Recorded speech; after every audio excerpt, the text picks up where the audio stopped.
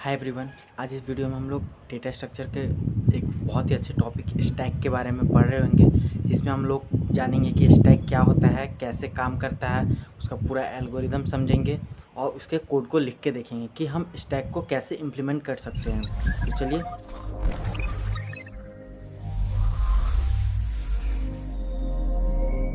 तो देखिए हम लोग सबसे पहले देखते हैं कि स्टैक का डेफिनेशन क्या होता है। देखिए, stack is a linear data structure that follows the LIFO principles. This means that the element which is inserted last will be remove first. तो देखिए, स्टैक जो है वो एक लीनियर डेटा स्ट्रक्चर का पार्ट है और ये लीफो प्रिंसिपल को फॉलो करता है, जिस जो कि होता है कि लास्ट इन और फर्स्ट आउट। जो भी वैल्यू, जो भी डेटा सबसे लास्ट में आया है, जब भी हम लोग स्टैक को खाली करेंगे तो सबसे पहला जो डेटा होगा सबसे पहले वो निकलेगा। हम लोग एक एग्जांपल की तरह ले सकते हैं कि जब भी हम लोग कहीं शादियों में खाना खाने जाते हैं तो वहाँ पे एक प्लेट जो है वो स्टैक के फॉर्म में होता है और हम सबसे ऊपर जो होता है वो एक एक करके लोग उठा रहे होते हैं सबसे ऊपर से, कि ऊपर वो सबसे लास्ट में आया होता है ना, उसके पहले भी कोई आया होता है तो लेकिन हम लोग उससे नहीं उठाते, हम लोग बीच से नहीं निकालते, हम लोग जो ऊपर होता है उससे डायरेक्ट निकाल उठाते हैं प्लेट को। तो ये एक स्टैक का रियल लाइफ एग्जाम्पल है कि जो भी डेटा होगा वो सबसे लास्ट में आएगा और वही सबसे पहले निकलेगा। ठीक है, example just like a stack of plates. देखिए, मैंने जो अभी एग्जाम्पल दिया वही है। Just like a stack of plates, the plate placed at a top on the top is the first one to be taken out. मतलब वही मैंने जो बताया आप लोग को कि एक प्लेट का बहुत सारा स्टैक रखा हुआ है, जैसे 5 प्लेट रखे हुए हैं तो सबसे पहले जो प्लेट आया होगा, ठीक है, उसके बाद फिर आया, फिर आया, फिर आया, तो जो 5वां प्लेट आया वो सबसे लास्ट में आया, बट जब निकाला जाएगा तो सबसे पहले जो 5वां प्लेट आया वो निकलेगा ना सबसे पहले। तो वही है, जो लास्ट में आया वो पहले निकलेगा। ठीक है, अब हम लोग देखते हैं इसके ऑपरेशंस को कि इसमें क्या क्या ऑपरेशन होते हैं। तो इसमें मेनली 2 ऑपरेशन होते हैं, पुश और पॉप। बट हम लोग ये भी इस फुल इज एम्प्टी और पीक और टॉप ये हम लोग चेक कर रहे होते हैं, बट मेनली जो काम होता है ऑपरेशंस का वो सिर्फ यही 2 होता है, पुश और पॉप का। तो देखिए, पुश का मतलब होता है कि किस डेटा को किसी भी स्टैक में पुश करना, ऐड करना। जब भी हम लोग स्टैक में कोई डेटा को ऐड कर रहे होते हैं उसे हम लोग पुश मेथड के थ्रू कर रहे होते हैं। और पॉप का काम होता है हमारे स्टैक से डेटा को रिमूव करना। जब भी किसी भी स्टैक से डेटा को डिलीट करना होता है तो हम लोग यूज करते हैं पॉप का। ठीक है, अब हम लोग वैसे ये जरूरी तो नहीं है, बट एक बार देख लेते हैं कि ये होता क्या है। बट मेनली ऑपरेशन जो है स्टैक में वो 2 ही होते हैं, पुश और पॉप। बट ये जो है पीक या टॉप, जो टॉप होता है हमारा, हम पहले चेक करते हैं हमारा जो स्टैक है उसका साइज क्या है, उसका टॉप। ठीक है, तो ये टॉप होता है view the top element without removing it. मतलब हम चेक कर रहे होते हैं कि बिना रिमूव किए हमारे स्टैक में कितना डेटा है। तो जो सबसे टॉप होता है ना, उससे जो सबसे ऊपर होता है वही हमारा साइज हो गया कि हमारे स्टैक का कितना साइज है। ठीक है, अब हम लोग जब भी हमें पॉप करना होता है तो हम पहले चेक करते हैं कि हमारा डेटा एम्प्टी तो नहीं है, पूरा स्टैक एम्प्टी तो नहीं है। पता चल रहा है हम पॉप ऑपरेशन को परफॉर्म कर रहे हैं और हमारे स्टैक में डेटा ही नहीं है, तो ये मिसयूज हो जाएगा ना, मतलब मेमोरी का बिना मतलब। तो इसके लिए हम पहले चेक करते हैं कि क्या हमारा जो स्टैक है वो एम्प्टी तो नहीं है। तो ये एक इज एम्प्टी ऑपरेशन से हम लोग चेक करते हैं। और एक चेक करते हैं जब डेटा को पुश कर रहे होते हैं तो हमारा डेटा जो है वो लॉस ना हो, इसलिए हम चेक कर रहे होते हैं इस फुल ऑपरेशन के थ्रू। ठीक है, अब देखते हैं। देखिए, स्टैक का एक डायग्राम है, ठीक है, जो कि मैंने टेक्स्ट के रिप्रेजेंटेशन कर रखा है टेक्स्ट के फॉर्म में। तो देखिए, सबसे पहले इसमें 10 आया होगा, ये हमारा स्टैक है। हम लोग इसको इन तीनों को स्टैक मान लेते हैं। ठीक है, ये डेटा ऐसे ही आया होगा, ये एक बॉक्स समझ लीजिए, ये ऐसे बॉक्स है। ठीक है, ये बॉक्स हो गया।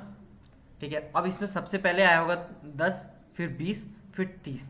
बट जब इसमें से डेटा निकलेगा तो सबसे पहले 30 निकलेगा, फिर 20 निकलेगा, उसके बाद में 10 आया निकलेगा। ठीक है, तो देखिए सबसे लास्ट में आया है 30, बट निकल सबसे पहले कौन सा रहा है, सबसे पहले निकल रहा है 30, इसीलिए लास्ट इन फर्स्ट आउट है।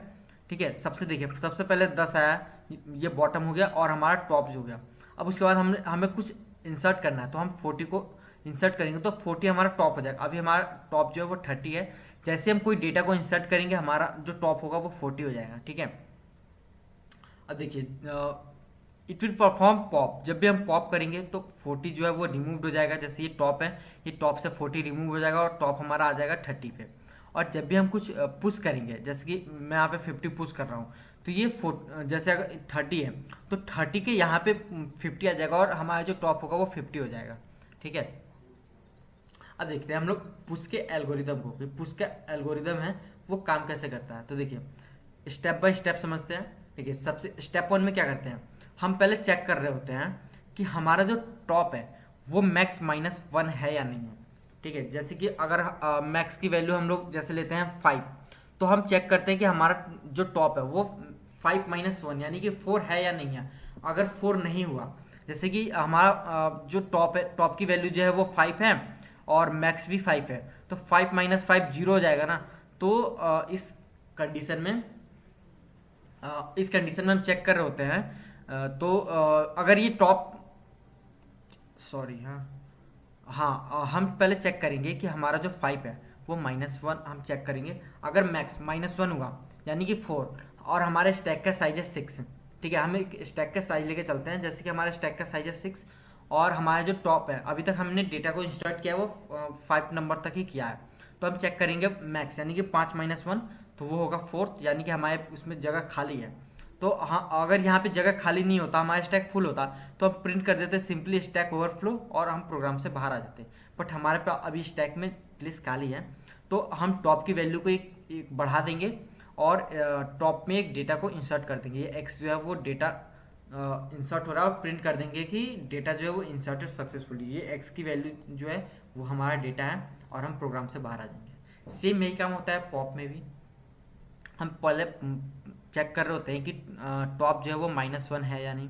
अगर -1 नहीं है, जैसे कि 5 जो है, 5 की वैल्यू वो -1 तो नहीं है। ठीक है, अगर 5 की वैल्यू अगर -1 हुआ, -1 नहीं होना चाहिए, अगर -1 हुआ यानी कि हमारे स्टैक में डेटा नहीं है। ठीक है, तो हम स्टैक हमेशा प्लस में होना चाहिए। अगर प्लस में होगा तो उसमें डेटा होगा और अगर -1 हुआ तो यानी कि उसमें डेटा नहीं है।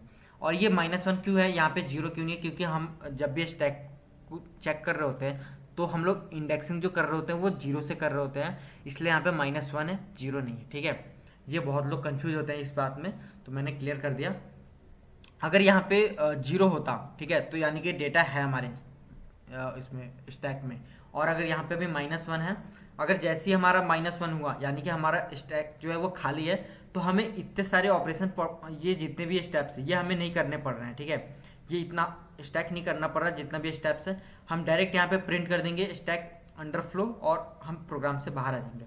अगर ये कंडीशन फॉल्स हुई, ठीक है, स्टेप 1 अगर फॉल्स हुआ तो हम स्टेप 2 में आ जाएंगे और जो भी हमारा आइटम है उसमें से हम जो टॉप है, टॉप को रिमूव लेंगे और टॉप के वैल्यू को -1 कर देंगे। ठीक है, और यहाँ पे प्रिंट कर देंगे कि आइटम डिलीटेड सक्सेसफुली।